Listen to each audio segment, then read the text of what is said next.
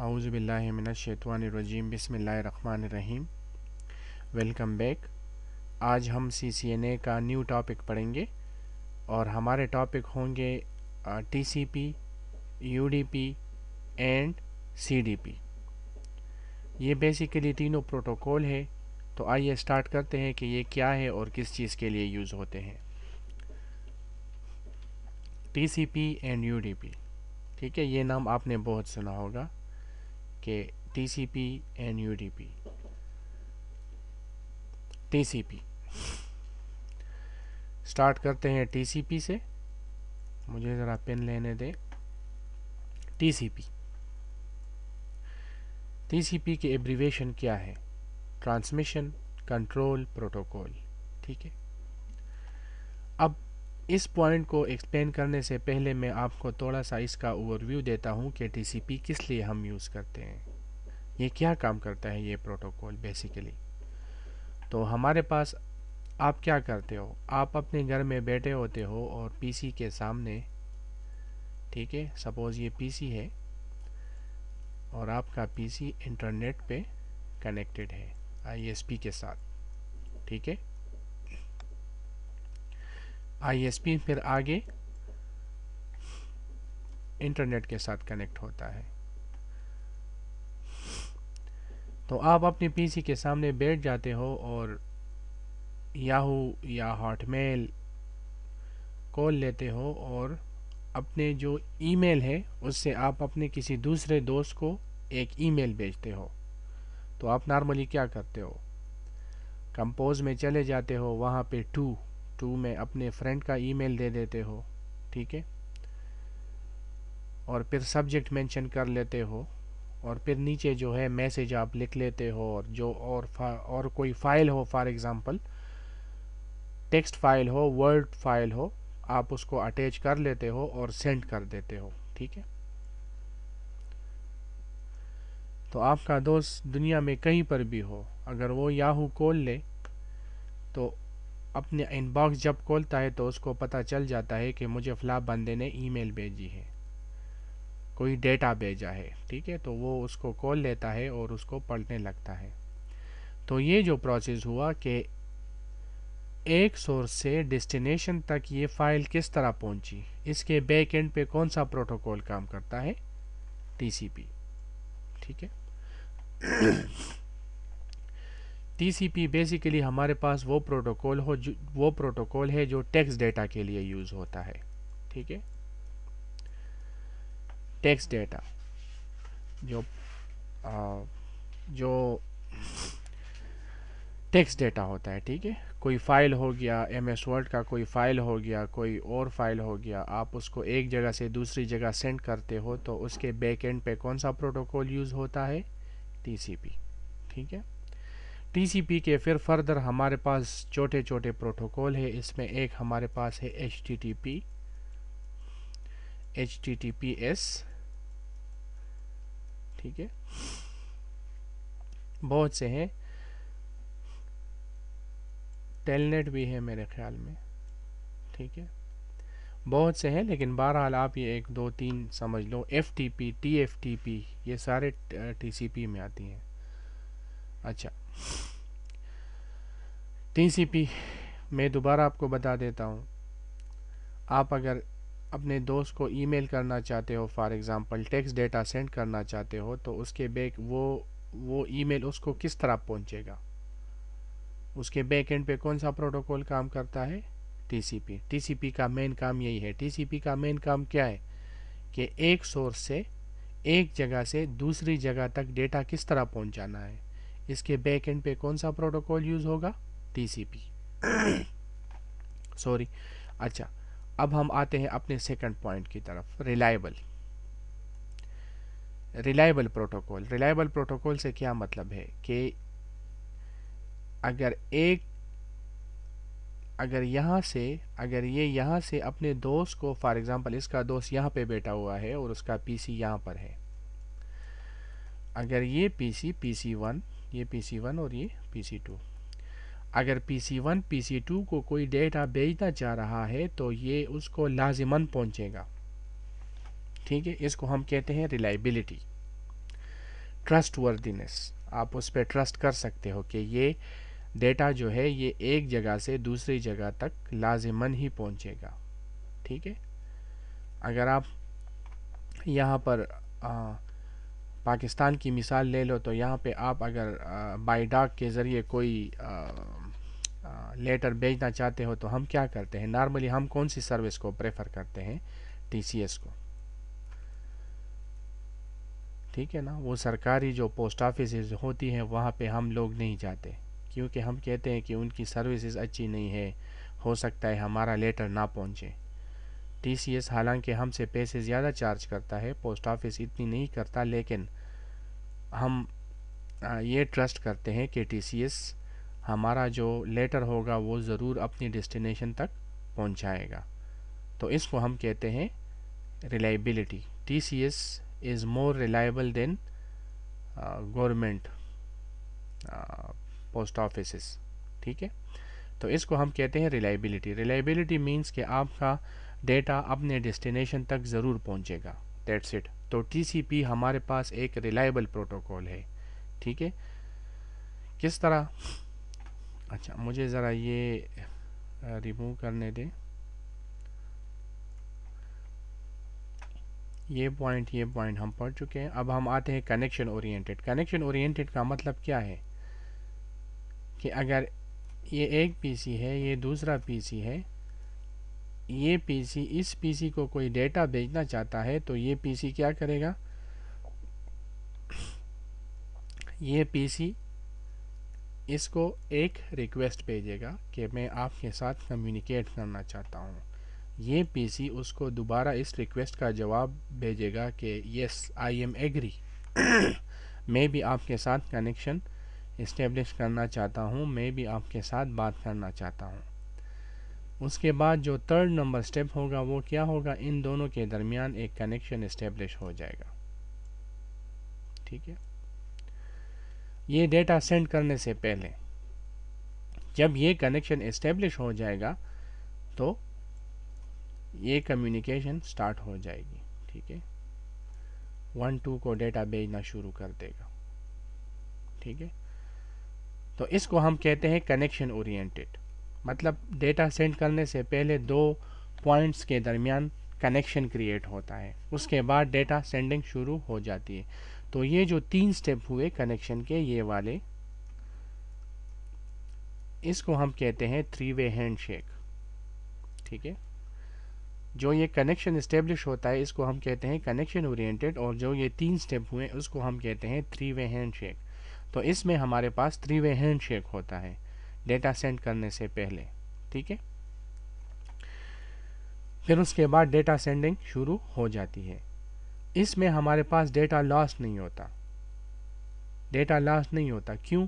क्योंकि हमारे पास ये कनेक्शन इस्टेब्लिश हुआ होता है इसके और इसके दरमियान, तो यहाँ पे डेटा लॉस्ट नहीं होता। ठीक है, अगला पॉइंट जो है रीट्रांसमिशन। रीट्रांसमिशन का क्या मतलब है कि PC1 अगर PC2 को फॉर एग्जांपल एक पैकेट भेजना चाहता है, ये पैकेट जब डेस्टिनेशन को पहुंचेगा तो उसके बाद ये दूसरा पैकेट सेंड करेगा। अगर ये अपनी डेस्टिनेशन को ना पहुंचे तो PC1 PC2 को दोबारा वही पैकेट भेजता रहेगा अनटिल एंड अनलेस अगर वो अपनी डेस्टिनेशन तक ना पहुंचे। ठीक है, तो इसको हम कहते हैं रीट्रांसमिशन। अब क्वेश्चन यहाँ पे ये आ जाता है कि अगर PC1 PC2 को कोई डेटा भेजना चाहे और वो अपनी डेस्टिनेशन को नहीं पहुँचता तो PC1 को किस तरह पता चल जाता है कि ये डेटा अपनी डेस्टिनेशन को नहीं पहुँचता। तो इसमें हमारे पास एक दूसरा कंसेप्ट है जिसको हम बोलते हैं एक्नॉलेजमेंट। PC1 अगर PC2 को कोई पैकेट भेजता है तो PC2 उसको रिप्लाई भेज देता है कि जी हाँ मुझे ये पैकेट मिला है, कंफर्मेशन करता है। फॉर एग्ज़ाम्पल यहाँ से PC1 PC2 को एक और पैकेट भेजता है, अगर ये पैकेट PC2 को पहुंच जाए तो PC2 इसको रिप्लाई भेजेगा कि यस आपका पैकेट मुझे मिल गया है। तो इसी तरह PC1 को पता चलता है कि जो डेटा मैंने सेंड किया है वो डेस्टिनेशन पे पहुंचा है कि नहीं, तो कंफर्मेशन होती है TCP में। इसी वजह से ये हमारे पास लो प्रोटोकॉल भी है, क्योंकि ये एक तो ये 3 वे हैंडशेक का प्रोसेस होता है और फिर उसके बाद जो भी डेटा सेंड करता है उसकी कंफर्मेशन होती है, उसके बाद दूसरा पैकेट फिर सेंड होता है। तो ये हमारे पास लो प्रोटोकॉल है। ठीक है, आखिरी जो point, data maintain its order at receiving end, ये भी बहुत इंपॉर्टेंट टॉपिक है, सॉरी एक कंसेप्ट है, पॉइंट है। फॉर एग्ज़ाम्पल मुझे ज़रा इसको यहाँ पे मैं बना लेता हूँ। ठीक है,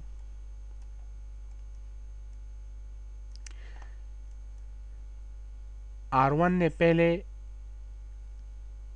जो डेटा भेजा, पैकेट भेजा वो है P1। फिर R2 ने जो दूसरा पैकेट भेजा वो था P2, और फिर जो तीसरा पैकेट भेजा वो था P3। तो जिस ऑर्डर से जिस ऑर्डर से PC1 ने PC2 को डेटा भेजा, उसी ऑर्डर से PC2 को वो डेटा रिसीव होगा। किस तरह?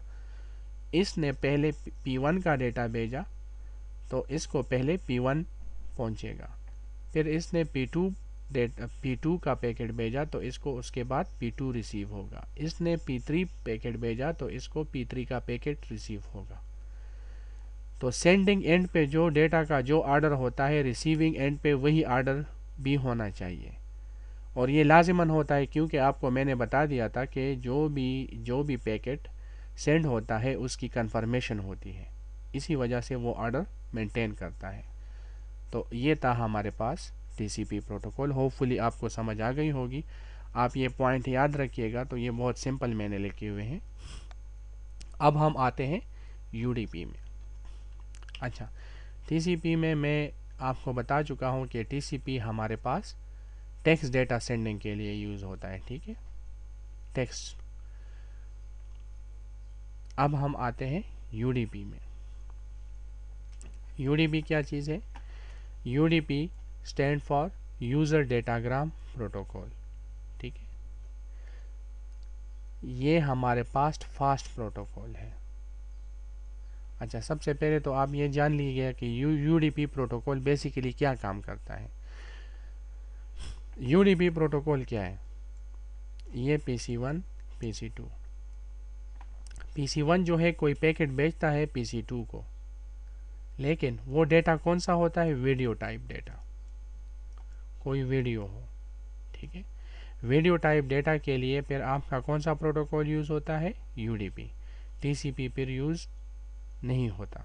मैंने आपको बताया था TCP हमारे पास टेक्स्ट डेटा के लिए यूज़ होता है और UDP हमारे पास वीडियो टाइप डेटा के लिए यूज़ होता है। ये फास्ट प्रोटोकॉल है। फास्ट प्रोटोकॉल क्यों है? क्योंकि इसमें हमारे पास कनेक्शन इस्टेब्लिश नहीं होता, नो कनेक्शन। 3 वे हैंडशेक इसमें नहीं होती। ठीक है, बस क्या होता है, PC1 PC2 को डेटा सेंडिंग शुरू कर देता है। ठीक है, कनेक्शन इस्टेब्लिश नहीं हुआ होता। इसी वजह से इसमें हमारे पास पॉसिबिलिटी है कि हमारे पास डेटा लॉस्ट हो सकता है, क्योंकि एक तो कनेक्शन नहीं है।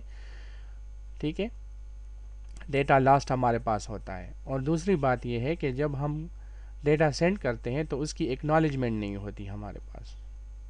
ठीक है, कंफर्मेशन नहीं होती कि जी हाँ आपका डेटा रिसीव हो गया, ये चीज़ नहीं होती। इसी वजह से तो इसको हम फास्ट प्रोटोकॉल बोलते हैं। इसी वजह से हमारे पास डेटा लॉस्ट हो जाता है और हमारे पास रीट्रांसमिशन नहीं होती, क्योंकि इस पीसी को पता नहीं चलेगा कि जो डेटा मैंने PC2 को भेजा है आया वो अपने डेस्टिनेशन को पहुंचता है कि नहीं, इसको पता नहीं चलेगा। क्यों? क्योंकि इसमें हमारे पास एक तो कनेक्शन इस्टेब्लिश नहीं हुआ होता, एक वजह, और दूसरी वजह यह है कि इसमें हमारे पास एक्नॉलेजमेंट नहीं होती। जो डेटा हम भेजते हैं उसकी कंफर्मेशन हमें नहीं होती। तो बस क्या होता है, ये बस डायरेक्टली PC2 को डेटा सेंडिंग शुरू कर देता है, चाहे ये मिले या ना मिले। ठीक है, और ये हमारे पास, ये मैंने इधर लिखा हुआ है, use for video type data. ठीक है, और ज़ाहिर है रिसीविंग एंड पे नो ऑर्डर भी मेंटेन नहीं होता, क्योंकि इसमें हमारे पास एक्नॉलेजमेंट नहीं होती। ठीक है, एक बात जो मैं टीसीपी में बताना भूल गया, यूडीपी में मैंने यहाँ पे मेंशन किया हुआ है, इसमें हमारे पास एरर चेकिंग नहीं होती, मतलब थोड़ी सी होती है लेकिन वो नेग्लिजिबल है।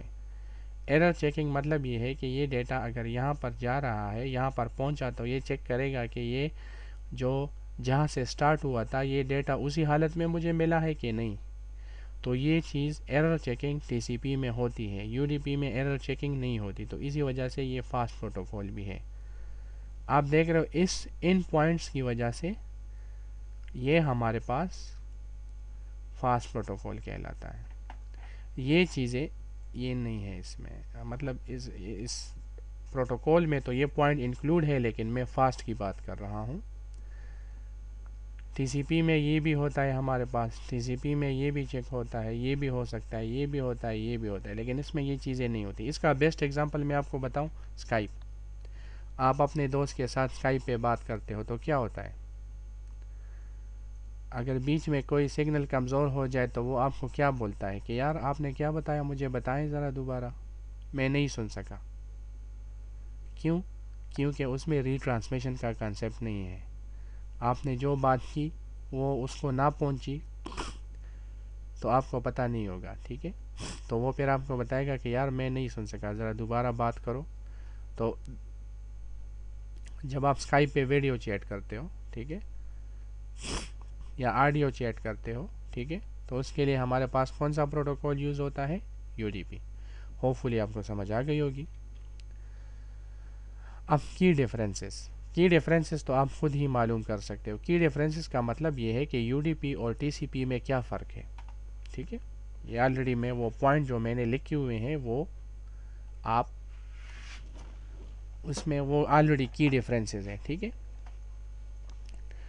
TCP stand for Transmission Control Protocol while UDP stand for User Datagram Protocol. Already मैं आपको बता चुका हूँ। TCP is connection oriented protocol, UDP is connection oriented protocol. आपको बता चुका हूँ TCP में हमारे पास कनेक्शन इस्टेब्लिश होता है और UDP में हमारे पास कनेक्शन इस्टेब्लिश नहीं होता। TCP is more reliable than UDP. Reliability TCP में हमारे पास ज़्यादा है, यूडीपी में हमारे पास रिलायबिलिटी नहीं है। क्यों? क्योंकि टीसीपी में कनेक्शन इस्टेब्लिश होता है और यूडीपी में हमारे पास कनेक्शन इस्टेब्लिश नहीं होता। TCP is more faster for data sending then UDP is more faster for data sending then TCP.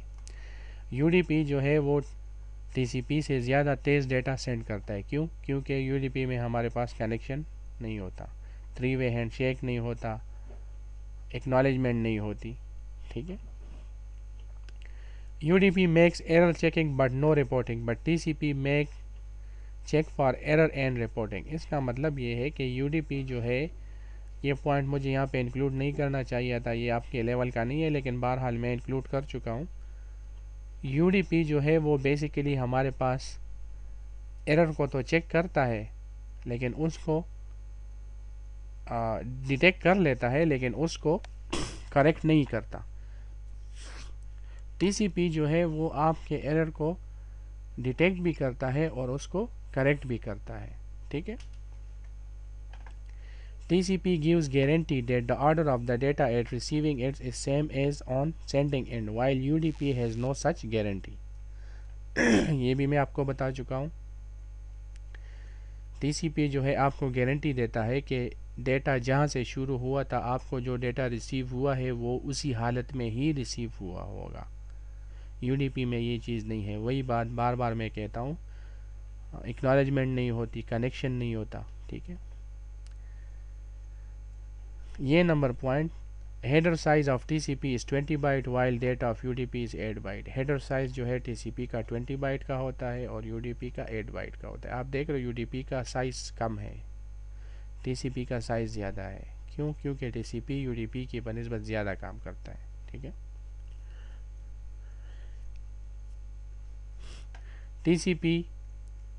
TCP is heavyweight and its need 3 packet to set up a connection while UDP is lightweight. वही बात, TCP जो है उसमें 3 way handshake होता है और UDP में हमारे पास 3 वे हैंडशेक नहीं होता। TCP has acknowledgement segment but UDP has no acknowledgement. TCP में हमारे पास एक्नॉलेजमेंट होती है, UDP में हमारे पास एक्नॉलेजमेंट नहीं होती। ठीक है, तो ये हमारे पास था हमने पढ़ा TCP एंड UDP और फिर उसके बाद उसमें डिफरेंसेस। अब हम आते हैं, अच्छा ये तो ऑलरेडी मैं आपको अभी बता चुका हूँ। ये मैंने एक वेबसाइट से लिया, मुझे बहुत पसंद आया। आप यहाँ पे भी ये देख रहे हो की डिफरेंसेस हैं। ठीक है, reliable, unreliable, connection oriented, connectionless. ठीक है, रीट्रांसमिशन, इसमें रीट्रांसमिशन नहीं होती। सीक्वेंसिंग, इसमें सीक्वेंसिंग नहीं होती। Acknowledgement, no acknowledgement. ठीक है, वही बात जो मैं ऑलरेडी आपको बता चुका हूँ। अब हम आते हैं CDP में। CDP क्या चीज़ है? सिस्को डिस्कवरी प्रोटोकॉल हम इसको बोलते हैं। ठीक है, सिस्को डिस्कवरी प्रोटोकॉल, इसका मतलब क्या है? Find information about directly connected devices. अगर आपके पास ये जानना चाह रहे हो कि मेरे पास डायरेक्टली कनेक्टेड डिवाइसेस कौन कौन सी है और उसकी इंफॉर्मेशन मैं जानना चाह रहा हूँ, तो उसके लिए हमारे पास कौन से प्रोटोकॉल यूज़ होते हैं? CDP। ठीक है, मैंने कहीं पर इसका डायग्राम, हाँ ये है। ठीक है, स्लाइड को एक्सप्लेन करने से पहले मैं ज़रा ये टोपोलॉजी आपको एक्सप्लेन करता हूँ, क्योंकि इसी टोपोलॉजी पे फिर हमने आगे काम करना है। CDP फॉर एग्ज़ाम्पल, ये मेरे पास है R1 राउटर। ठीक है, R1 के साथ R2 राउटर भी कनेक्ट है और R3 राउटर भी कनेक्ट है। R1 जानना चाह रहा है कि मेरे पास डायरेक्टली कनेक्टेड डिवाइसेस कौन कौन सी हैं, तो ये यहाँ पे क्या करेगा? ये यहाँ पे CDP प्रोटोकॉल के ज़रिए इसको पता चल जाएगा कि 05/0 पे मेरे पास राउटर कनेक्ट है R2। ठीक है, वो सिस्को का राउटर है, उसमें ऑपरेटिंग सिस्टम ये चल रहा है, वर्जन ये है, ये सारी इंफॉर्मेशन इसको पता चल जाएगा। इसी तरह S5/1 पोर्ट पे इसके साथ कौन सा राउटर कनेक्ट है? R3। R3 में R3 का जो ऑपरेटिंग सिस्टम होगा, उसमें जो वर्जन होंगे, वो सारे इसको पता चल जाएंगे। मतलब ये है कि आप CDP के ज़रिए आप अपने नाइबर मालूम कर सकते हो कि मेरे नाइबर कौन कौन से हैं। ठीक है, मेरे हमसाए कौन कौन से हैं। तो इसके लिए आपको CDP प्रोटोकॉल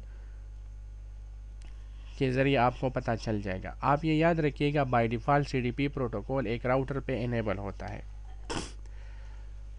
आप इसको ग्लोबली भी इनेबल कर सकते हो और इंटरफेस वाइज भी इनेबल कर सकते हो, लेकिन for security reason best practice ये है कि आप इसको ग्लोबली डिसेबल कर लो। मैं सबको ये रिकमेंड करता हूँ। और पोर्ट पे, जो पोर्ट पे है, फॉर एग्ज़ाम्पल इस राउटर के तो बहुत से पोर्ट होंगे। फॉर एग्ज़ाम्पल एक ये पोर्ट है, एक ये पोर्ट है, एक ये पोर्ट है, एक ये है और एक ये है और एक ये भी है। तो आपको इसी पोर्ट पे और इसी पोर्ट पे CDP को इनेबल की ज़रूरत है। इन 4 पे इनेबल की ज़रूरत नहीं है, क्योंकि आपके ये 2 पोर्ट काम कर रहे हैं, ये तो अभी काम नहीं कर रहे, तो इस पे आपको CDP इनेबल करने की ज़रूरत नहीं है। ठीक है, तो इसका मतलब ये है कि ग्लोबली आप CDP को डिसेबल कर लो और पोर्ट वाइज जो आपको ज़रूरत हो उस पर आप इसको इनेबल कर सकते हो। ठीक है, अब हम आते हैं स्लाइड की तरफ। ये मैंने आपको बताया, find information about directly connected devices, Cisco proprietary protocol. मतलब ये है कि सिस्को डिवाइसेस पे ये काम करेंगे। By default CDP is enable globally. ठीक है, अच्छा, sending CDP packet every 60 second, hold time is 180 second. मुझे ये ज़रा मैं भूल गया। अच्छा, यहाँ पे भी CDP चल रहा है, यहाँ पे भी CDP चल रहा है, यहाँ पे भी चल रहा है।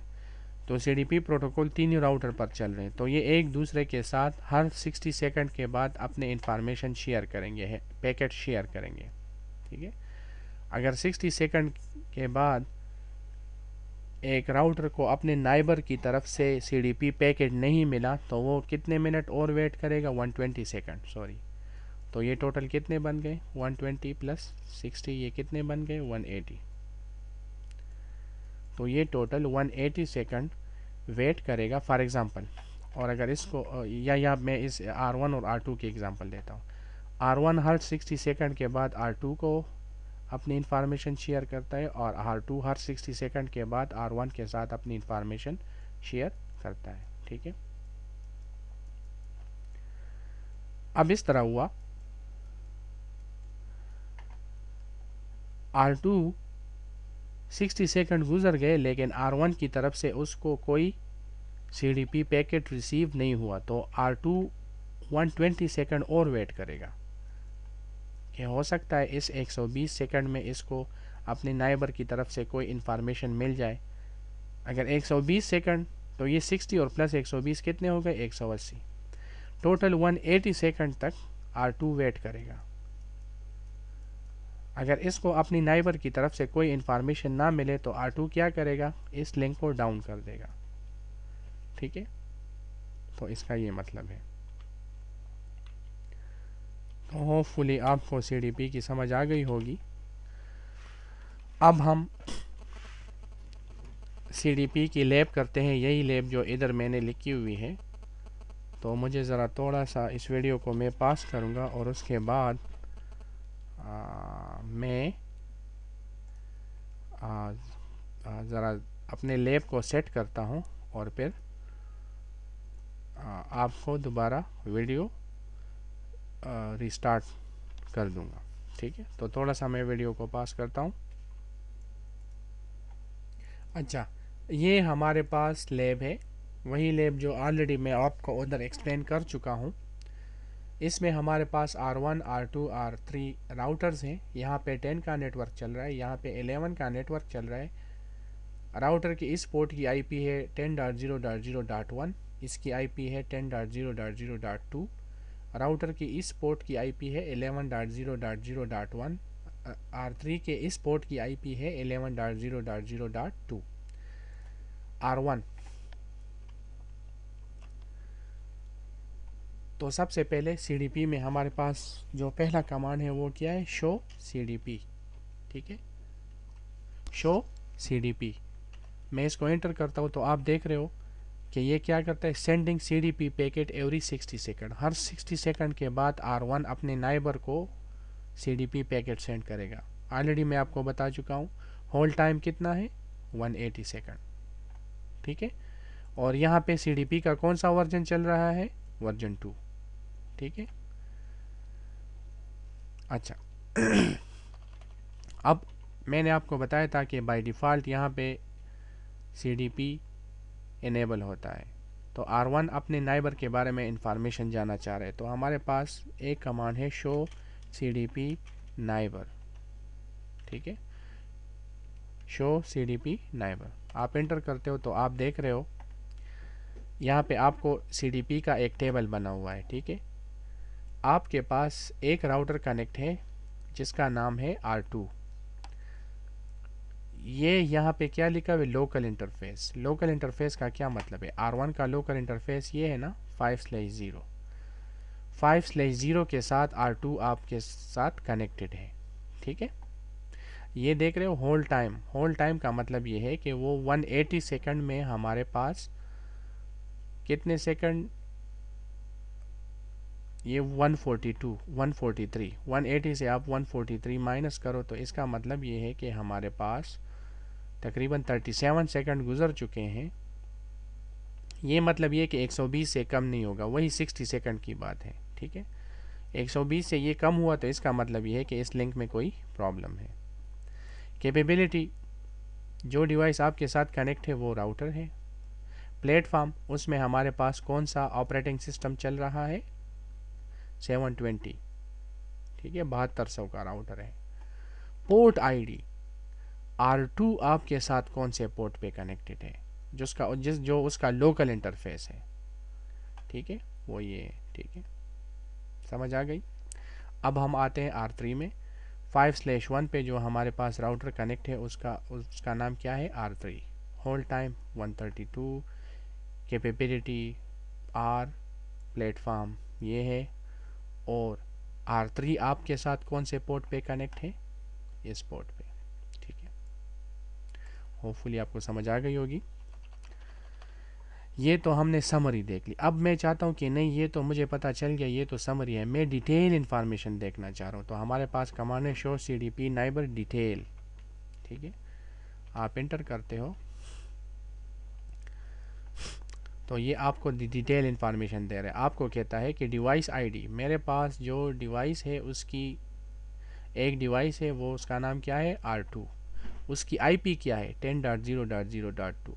ठीक है, प्लेटफॉर्म कौन सा ऑपरेटिंग सिस्टम चल रहा है, ये सिस्को वाला राउटर है वो।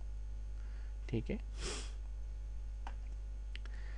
ये जो पोर्ट आपको दिख रहा है ये बेसिकली आपका लोकल इंटरफेस है, ये वाला R2 के साथ आप इस पोर्ट पे कनेक्ट हो।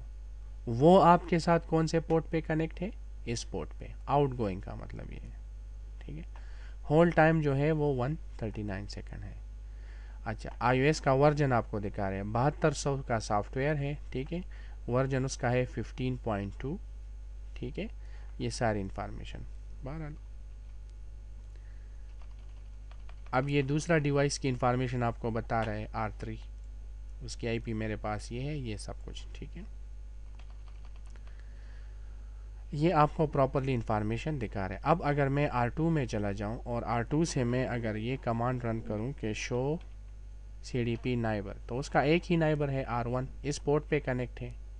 ठीक है, आप देख रहे हो आपको एक ही नाइबर दिखा रहा है, R2 में अब मैं हूँ। ठीक है, अब अगर मैं R3 में आ जाऊँ तो R3 में भी अगर मैं शो CDP, तो R3 का एक ही नाइबर है R1, उसकी इंफॉर्मेशन आपको दिखा रहा है। ठीक है, ये सब कुछ। अच्छा, अब आप इस तरह कर सकते हो कि आप इसको, अब तो ये ग्लोबली इनेबल है, आप इसको डिसेबल भी कर सकते हो। ठीक है, मैं ज़रा ट्राई करता हूँ, no CDP run, I think, हाँ ये ठीक है, मैंने इस पे CDP डिसेबल कर लिया R1 पे। अब अगर मैं यहाँ पे देखो, मुझे कुछ नहीं दिखा रहा, मैं उस पर डिसेबल कर चुका हूँ। तो ग्लोबली मैं इसको मैंने डिसेबल कर लिया। अब मैं चाहता हूँ, मुझे ग्लोबली इनेबल करने की ज़रूरत क्या है, मुझे तो सिर्फ इस दो पोर्ट पे इनेबल करना चाहिए, बाकी पोर्ट पे तो मुझे इनेबल की ज़रूरत नहीं है। ठीक है, तो मैं इसी पोर्ट में आऊँगा। फॉर एग्ज़ाम्पल, एक तो इस पोर्ट में इंट S5/0, यहाँ पे मैं लिखूँगा CDP इनेबल। ठीक है, एंटर।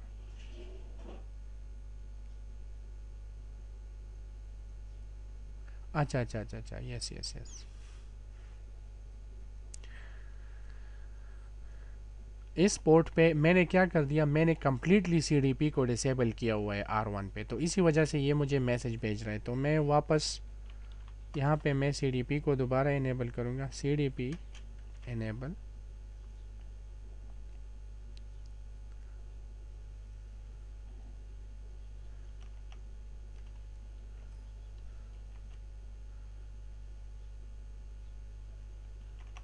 एक मिनट,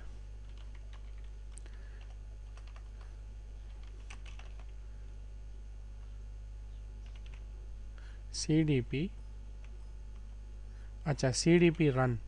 ठीक है, CDP रन मैंने कर दिया, तो अब CDP मेरा इनेबल हो गया। मैं अगर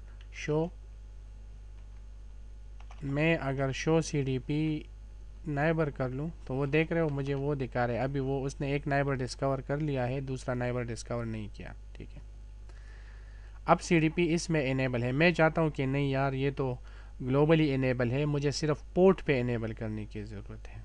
ठीक है, तो आप उसी पोर्ट पे आओगे,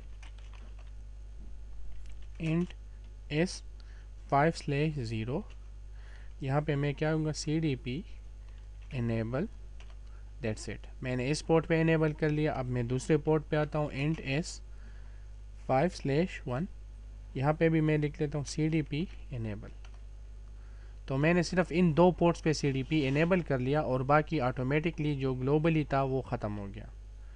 ठीक है, अब सिर्फ और सिर्फ CDP इस पे अगर मैं यहाँ पे करूँ शो CDP इंटरफेसेस,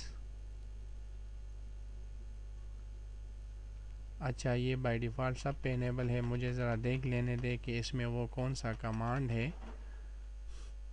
जो मुझे, मैं ज़रा थोड़ा सा वीडियो पास करता हूँ, मैं वो कमांड भूल गया, फिर आते हैं। जी वेलकम बैक। आप कंफ्यूज हुए होंगे क्योंकि मैं भूल गया था वो कमांड। बहरहाल आपको अगर हर एक पोर्ट पे CDP को डिसेबल करना है तो आपको उसी पोर्ट पे जाके क्या लिखना होगा, नो CDP इनेबल। ठीक है, तो उसी पोर्ट पे CDP डिसेबल हो जाएगा। अब मैं चाहता हूँ कि मैं इस पोर्ट पे और इस पोर्ट पे इनेबल कर लूँ, तो वही कमांड मैं आपको लिख चुका हूँ, क्या, CDP इनेबल की। तो सिर्फ CDP इस पोर्ट पे और इस पोर्ट पे इनेबल होगा, बाकी पोर्ट पे इनेबल नहीं हुआ होगा। ठीक है, होपफुली आपको समझ आ गई होगी। अगर मैं फॉर एग्ज़ाम्पल मैं R2 में आता हूँ, ठीक है,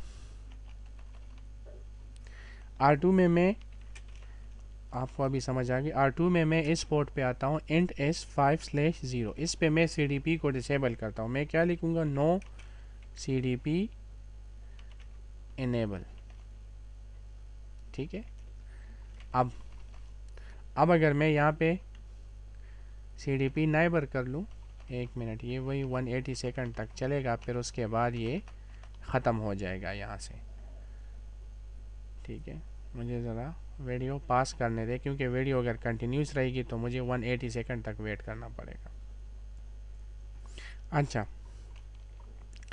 मैंने इसी पोर्ट पे CDP को डिसेबल कर लिया। तो अब अगर मैं ये कमांड चलाता हूँ तो आप देख रहे हो होल्ड टाइम हमारे पास क्या आ रहा है, 61। मैं आपको बता चुका हूँ ये अगर 120 सेकंड से कम है तो इसका मतलब ये है कि इस लिंक में कोई मसला है। तो ज़ाहिर है ये 120 सेकंड और वेट करेगा, फिर उसके बाद ये इस एंट्री को फ्लश आउट कर लेगा। ठीक है, अब अगर मैं दोबारा ये कमांड चाहूँ तो ये 61 से कम होगा। ठीक है, ये 42, ये 39। ठीक है, मैंने इस पे सिंपल क्या कर लिया, इसी पोर्ट पे मैं आके मैंने लिख दिया no CDP run, no CDP enable, sorry, मैंने इस पोर्ट पे डिसेबल कर लिया। डिसेबल कर लिया तो क्या करेगा कि ना तो ये इस पोर्ट पे अपनी इंफॉर्मेशन शेयर करेगा और ना और की इंफॉर्मेशन ये रिसीव करेगा। आप देख रहे हो होल्ड टाइम 14, अभी ये 12 सेकंड के बाद या 11 के बाद ये सब कुछ ख़त्म कर देगा। ठीक है,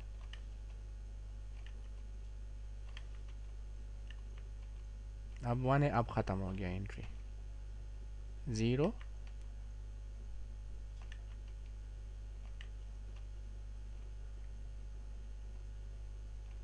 देख रहे हैं आप, अब इसमें है एंट्री उसने फ्लश आउट कर ली। ठीक है, अब इसकी इंफॉर्मेशन नहीं है, ख़त्म हो गई।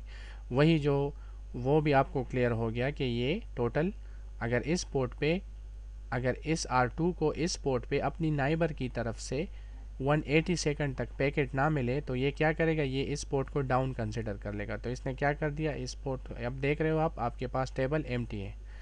मैं अगर दोबारा आपको दिखाऊं, देख रहे हो नहीं हो रहा। ठीक है, तो ये हमारे पास था CDP बहुत ही इम्पोर्टेंट कंसेप्ट है सिक्योरिटी में, क्योंकि सिक्योरिटी में इसकी बहुत ज़्यादा मतलब इस पे एम्फेसिस बहुत ज़्यादा होता है। ठीक है, अच्छा दूसरी बात, आप ये टाइम भी एडजस्ट कर सकते हो CDP का। अगर 60 सेकंड है तो आप 60 सेकंड से ज़्यादा भी कर सकते हो। अगर मैं यहाँ पे CDP, आप टाइम भी एडजस्ट कर सकते हो। ठीक है, अगर मैं यहाँ पे लिखूँ CDP टाइमर, यहाँ पे आप चाहते हो कि 60 सेकंड से ज़्यादा हो, फॉर एग्ज़ाम्पल मैं चाहता हूँ कि 50 सेकंड तक हो। ठीक है, और CDP होल्ड टाइम मेरे पास हो 100, तो ये टाइम आपका एडजस्ट हो गया। अब अगर मैं यहाँ पे शो CDP कर लूँ, सॉरी,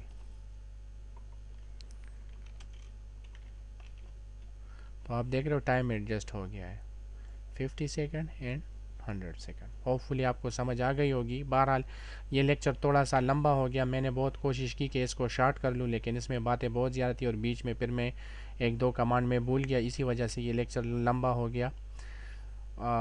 मुझे बहुत से दोस्तों ने ईमेल भेजी है कि सर आप अपना मोबाइल नंबर शेयर करें, तो मेरे भाई बहुत से लोग हैं जिसकी वजह से मैं, बहुत से स्टूडेंट हैं, तो इसी वजह से मैं मोबाइल का नंबर शेयर नहीं कर सकता। सॉरी, आप मुझसे ईमेल के ज़रिए ही रब्ता रख सकते हैं। मेरे बहुत से स्टूडेंट ईमेल के ज़रिए मुझे जो भी उनके प्रॉब्लम है नेटवर्किंग रिलेटेड, तो वो मुझे ईमेल करते रहते हैं।